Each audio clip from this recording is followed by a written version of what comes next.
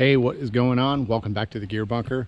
I am just getting back from a 3-day trip out in the northern Michigan woods with Michigan Overland, which was nice enough to host both Scott and I. We got a chance. He drove up from Ohio in his truck, and we were able to get out and explore some of the wilderness up here in northern Michigan. A lot of dusty dirt roads, as you can see. The tundra is kind of a mess, but it was a good time. We had some great campsites by some lakes, and I'm going to talk today real briefly about the Dometic CFX75 dual zone refrigerator. And I've had a lot of good coolers over the years, and like Yeti coolers. I've used a lot of Yeti coolers, and they're awesome. They store ice for days.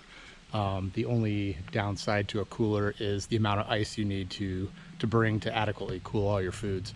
The other downside is, as the ice melts, if you have food in there, bread, meat, cheese, and stuff like that, they'll end up in the bottom, kind of in a soupy mess. Yeti does have some nice baskets that keep that stuff on top, but overall, the switch from a high-end cooler to a refrigerator has been nothing but pleasant. I got to tell you, this review isn't so much about the Dometic specs. I'll have all that in the body of the article. I'm not good at memorizing that stuff or reading it off a spec page. I'll just have that in the body of the article. But I do want to just talk about people who are using coolers and thinking about switching to a fridge and the difference that they make.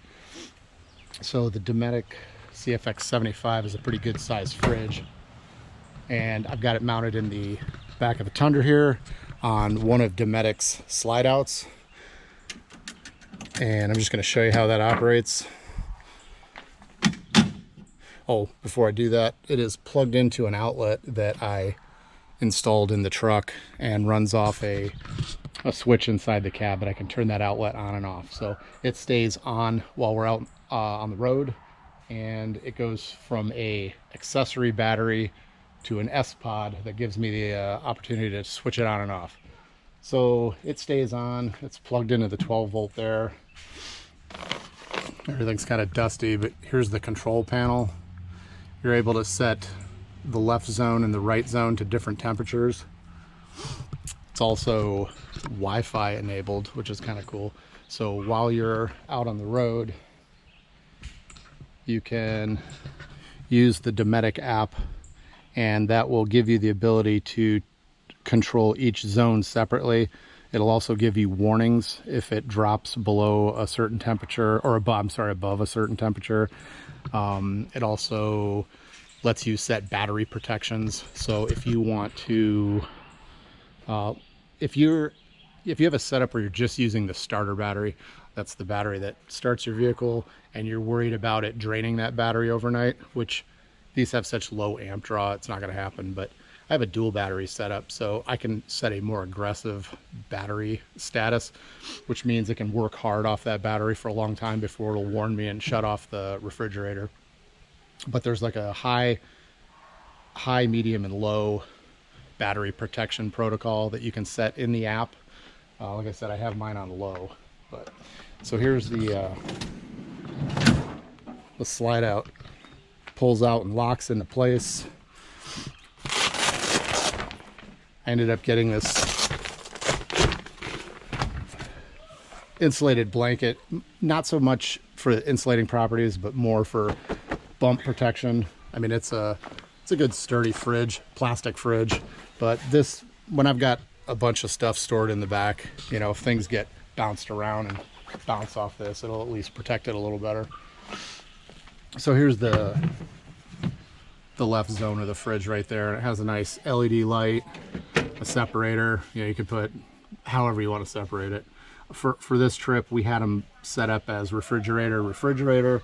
You can set them up to be refrigerator, freezer, refrigerator, or freezer, refrigerator, however you want. So I had both of them set up to be refrigerators. We're going to keep our beverages on one side and food on the other side. And you can see on this other side here,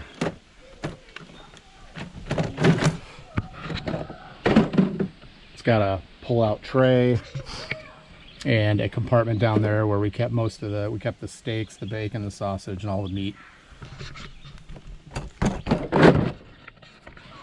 So that's the interior of the CFX75. It's a pretty good size.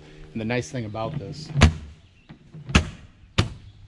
is you don't need to carry any ice. So all that volume in there is food only.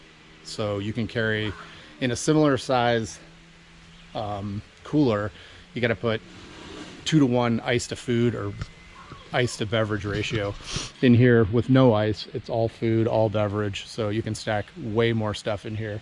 And it was nice for cooking, just being able to open it up and have fresh condiments, meats, beverages, adult beverages and whatnot. It just worked out great, and being on the slide makes it really convenient. We would set up kind of the kitchen along the side here, and then kind of like a meal prep right here, and just being able to reach in and get what you need. You know, keeping all your condiments and everything fresh was really nice. So if you're on the fence about using a cooler versus a fridge, I'd definitely look hard at a fridge, especially if you're going to be out for 2-3 days, maybe even a week. You can carry, you know, a week's worth of food in here easily. It's usually just my wife and I, but even when we have kids, you know, a 3 or 4 day trip is not out of the question, being able to carry all your food on board. So check out Dometic and their new CFX line of fridges, rugged refrigerators for overlanding. I don't think you'll be disappointed at all. So check out the full review here on the Gear Bunker, and subscribe to our YouTube channel. Hit the little bell button up there so you're notified when we post new videos, and like us on Facebook and Instagram. Till next time, we'll see ya.